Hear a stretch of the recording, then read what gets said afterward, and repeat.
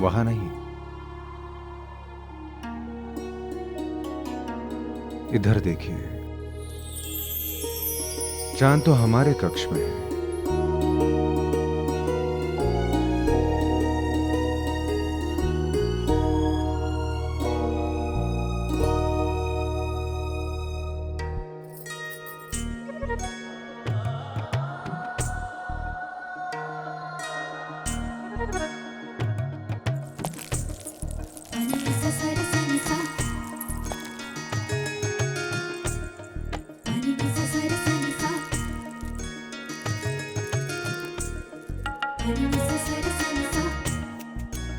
शामे शबे विसाल मेरी बेखुदियां और उनका दबे जबान कहना अभी नहीं।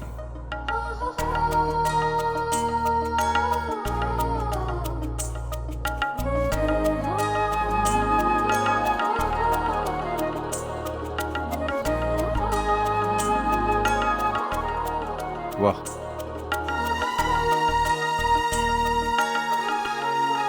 क्या बात है प्रधानमंत्री जी? तात्या जी, हमें आपसे यह आशा न थी। क्या हुआ प्रधानमंत्री जी? आप केवल मुझे बताइए कि आपने किस आधार पर आज मिलन का मुहूर्त निकाला है।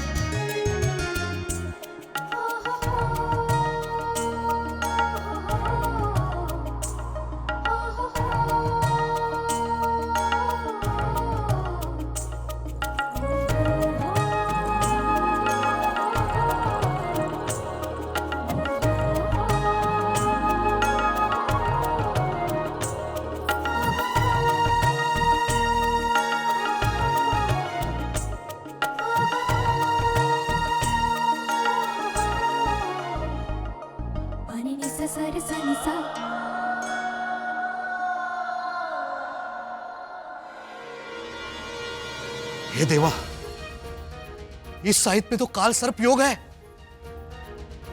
मैनी साहब, लगता है भगवान भी हमारा साथ दे रहे हैं।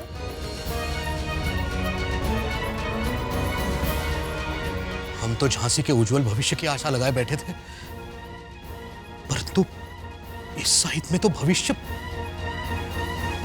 प्रधानमंत्री जी, हमें इस अनर्थ को रोकना होगा, तुरंत रोकना होगा। अब कैसे संभव हो सकता है?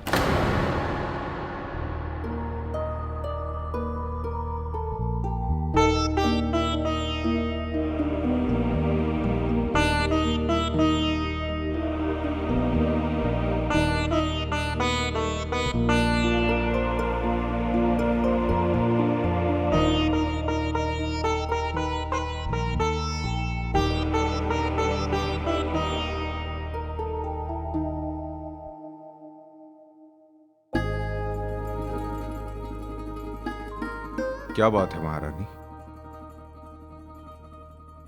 ऐसे मधुर बेला में आपकी आंखों में अश्रु?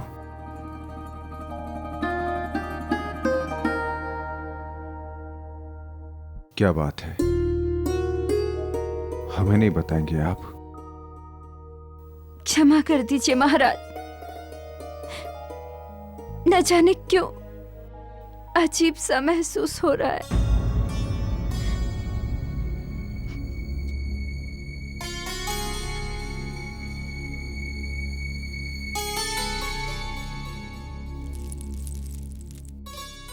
नहीं नहीं, हम तो आपको अपने प्राणों से भी अधिक चाहते हैं। पता नहीं क्यों ऐसा लगता है जैसे हम एक दूसरे को ठीक से समझ ही नहीं पाए। कहीं ना कहीं आप अभी भी हमारे लिए अपरिचित से हैं। इसी कारण एक अनजाना सा भय है।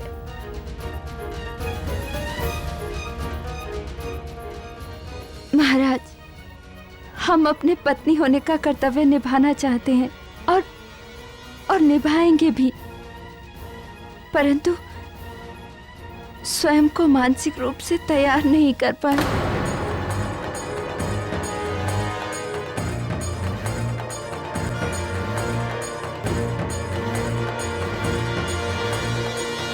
ये देखिए, इसी पंचांग से मैंने शुभ मुहूर्त निकाला। सारे ग्रह का योग अपनी ही आंखों से देख लीजिए। देखिए,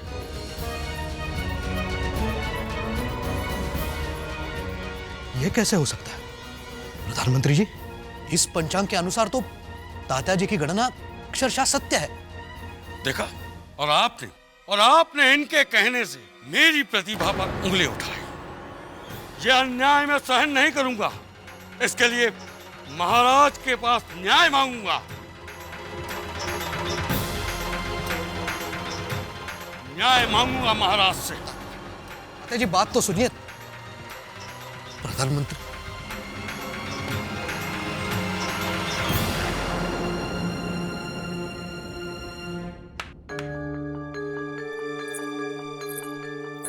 थोड़ा सा नमक, तेल और उसके साथ जल लेकर आओ।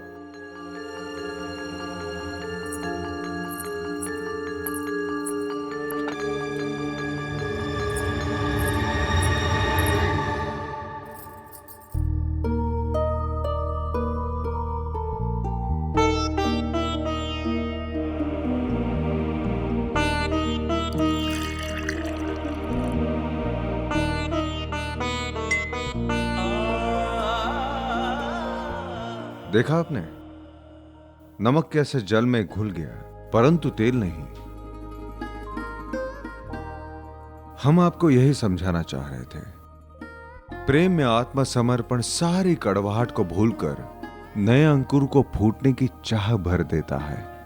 हमें हमारा मिलन जल और नमक की तरह चाहिए, जैसे हम एक दूसरे में लीन हो जाए। हम तेल और जल की तरह केवल सतह तौर पर मिलन नहीं करना चाहते। विवाह केवल शारीरिक नहीं, दो आत्माओं का मिलन होता है।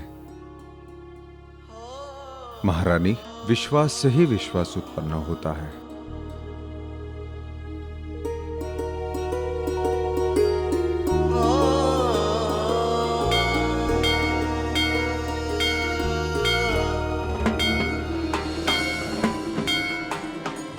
कौन न्याय मांगने आ गया? इस समय कौन हो सकता है?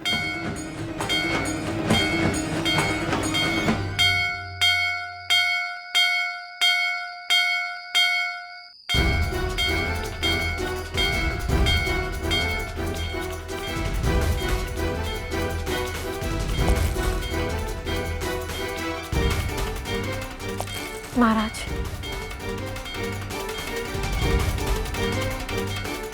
यदि आपकी आज्ञा हो तो क्या हम भी आपके साथ दरबार में उपस्थित हो सकते हैं? क्या पता कोई अंग्रेजों के अत्याचारों से ग्रस्त न्याय मांगने आया हो, अन्यथा इतनी रात को और कोई क्यों आएगा? कुछ क्षण पहले आपको देखकर यह आभास हुआ कि आप अभी भी बच्ची हैं, नादान हैं। परंतु जैसे ही प्रजा की बात आई तो पल भर में महारानी के दायित्व से उठ गई आप। सचमुच हमें आपके व्यक्तित्व को समझने की आवश्यकता है। वैसे भी अप्रत्यक्ष रूप से आप सदैव दरबार में उपस्थित रही हैं, अब प्रत्यक्ष रूप में रहेंगी।